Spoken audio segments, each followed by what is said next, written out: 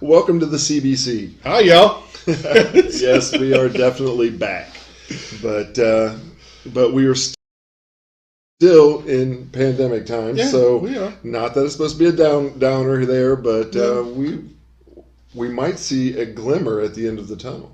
We can definitely see the light at the end of the tunnel. Now, it might be a long tunnel, but we can still see the end of the light. Yeah. we had a Zoom meeting tonight, and it was something that it was nice to see everybody. It was nice to see everybody. And we actually went through some restarting processes that we're going to have to put in place. Yeah. The state, the governor, and the bishop has mandated a couple things. Yep, so we're gonna have to see what happens. I mean, when we do get back to service, which we're thinking sometime in June. Sometime in June is what we hope for. Fingers crossed. Fingers crossed. Was that a finger crossed? It was. Okay, yeah. Those are some meat hooks there. Did it make it look good? Well, hey. But anyways, yeah, sometime in June. That's what we're looking at. Hopefully, fingers crossed that it happens that way. I sure hope so. I want to get in church and actually see some people's faces. I do too. Even though they may have to be covered. Yeah. Well, and I don't. Wait a minute. We're going to have to get Joe a mask. We are going to have to get Joe a mask. And he agrees. He agrees that we have put him in danger long enough. Yeah. Right. Because Joe's not a young pup anymore. No, he's only about 20. Well, he went in the Hall of Fame in 1990. He went 20 times 40? There you go. The Hall of Famer is with us once again. Yeah. But on a serious note, we did have a long discussion tonight with the different people of the board.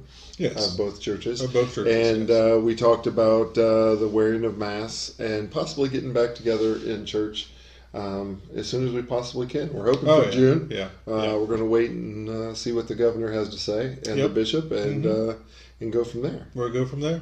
So, yep. So, how was your week? I mean, we haven't been together for a couple weeks, so if there's anything... My week was horrible. Was it? Yeah.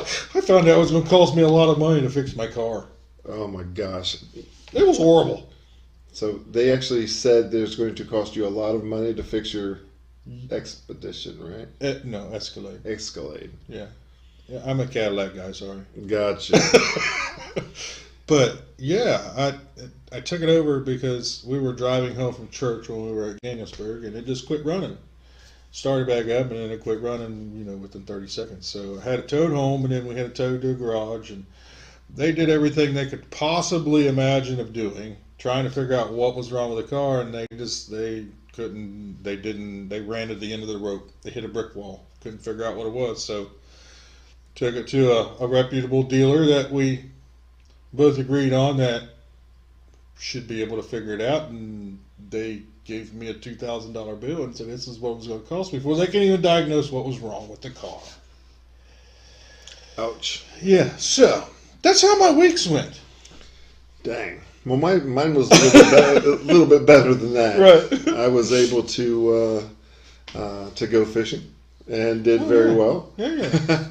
And we got a small little voyage planned for here at the end of next week. Nice. Might be able to slide up into Michigan with the boys. Yeah, and, that'd be awesome. With the young Rudisils and catch some smallmouth up there for a couple days. I look forward to that, and it's kind of a blessing that my wife has gave her blessing to Jaden and Easton and I to go up there with my brother and his two sons. Yeah, so, yeah. Well, that's good. So it's going to be a good time. So yeah. So yeah. That'll be awesome. Yeah, I'm so excited. Right? Yeah, I'm trying not to show it, but I'm pretty excited. But as long as you don't get out there and get your limit at the first hour. Well, the thing is about smallmouth fishing up there, it's all catch and release until June 24th. Oh, see, I didn't know that. And then you have your then you can go out and catch walleye too. See, I don't go up north to fish. I go down south. So yeah, it's a lot more fun for me to go north. Right. But we were talking about a few different things this afternoon, and one of the sermons that I've actually started putting together is about being unoffendable. That's hard. And the reason I started putting that together was the fact that I have found there to be a lot of people that are offended these days. So no, and it's been some really good research. Yeah, and it's been a lot of fun talking about it and joking about it. And when I was actually putting it together, there's and you'll all hear about it later. But there's a pastor friend of mine that reminded me of a time, and I was there, and I didn't even think about it until we started talking about it again. That he had a person in his church write him a letter because of the fact that he changed some of the wording in a baptismal.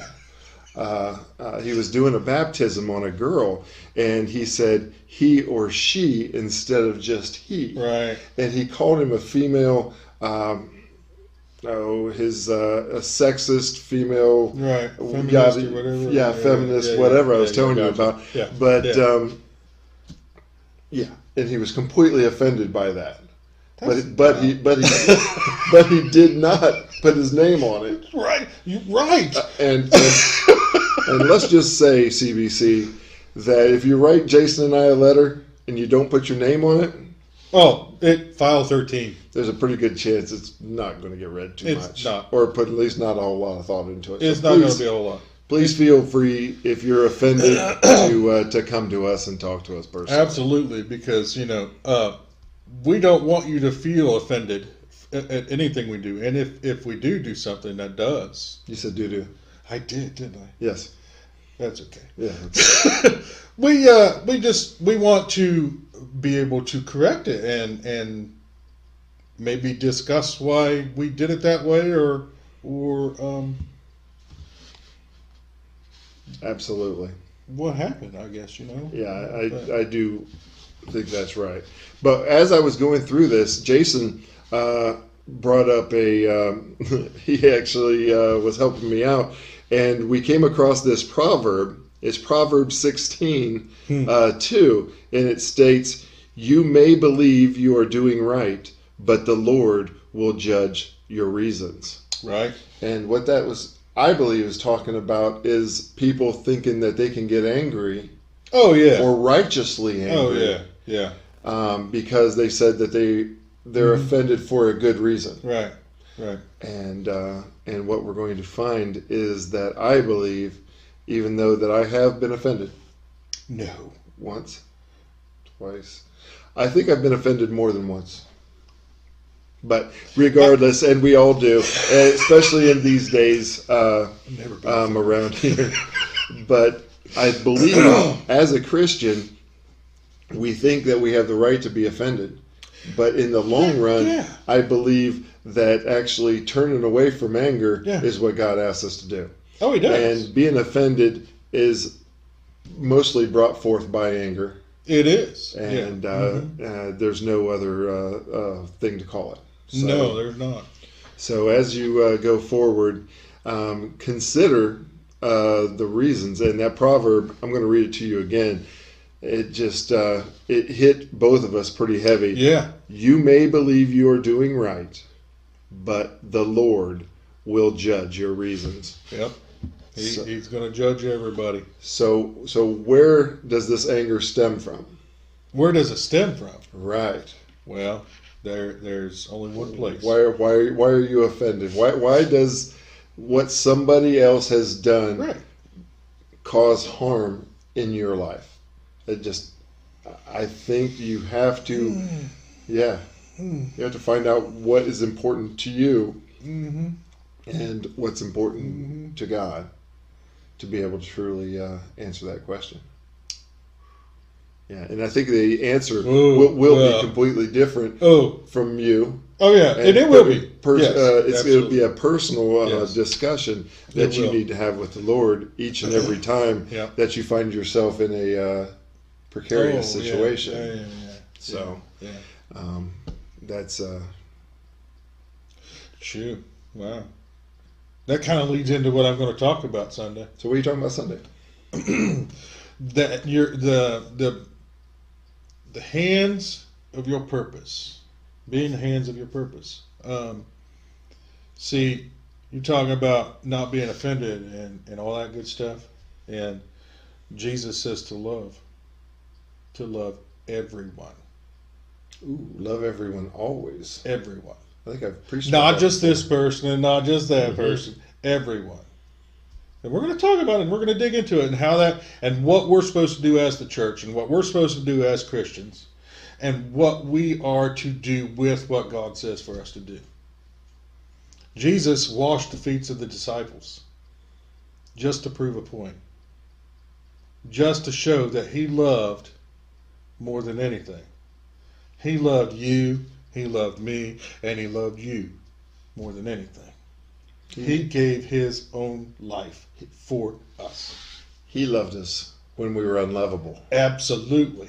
He loved me when I was unlovable. Absolutely. And he called me back to him. Yes, he did. With arms wide open. Wide open. And he... Oh, yes. Yes. He slaughtered the fatted calf. He did. Slowly, because we came back. Absolutely. And yes. Absolutely. And he also did that for each and every one of you. But, that's why I was taught. That's why I'm saying that it's something. Because, I always say God has worked for each and every one of us, and he's called each and every one of us to do something into the world.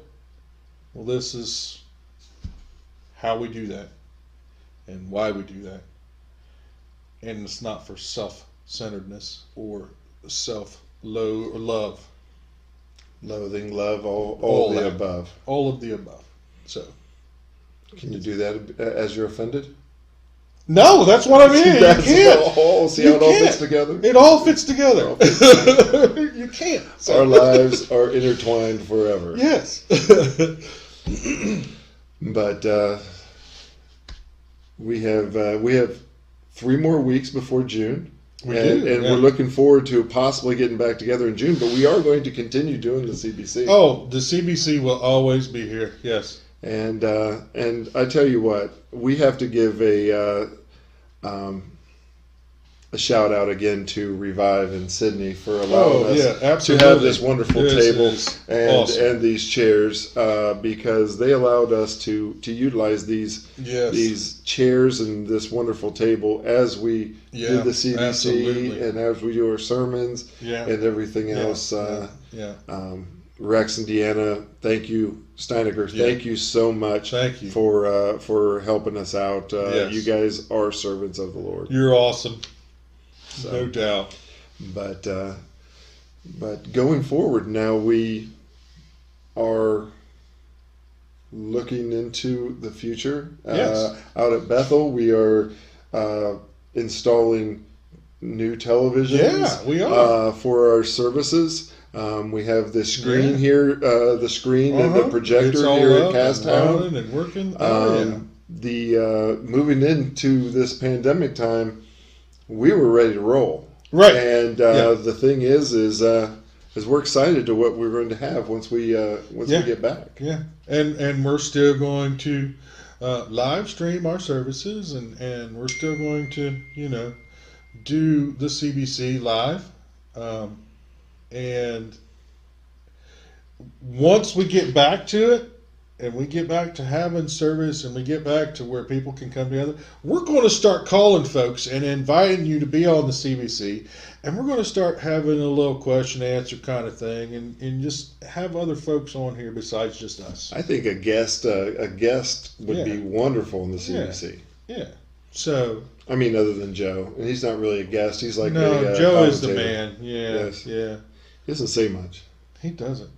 But he shakes his head a lot. But he shakes his head. I don't know if it's disgust or I don't know. I don't think it goes side to side. It only goes up and down. Oh, okay. That's right. Yeah, He is okay. in total agreement. Total agreement. Okay. So, but what we want to do is make sure that you guys all know that we love all of you, and we're going to sign off. It's gotten late, and we were able to do a little talk. But I'm so glad that we were able to come together.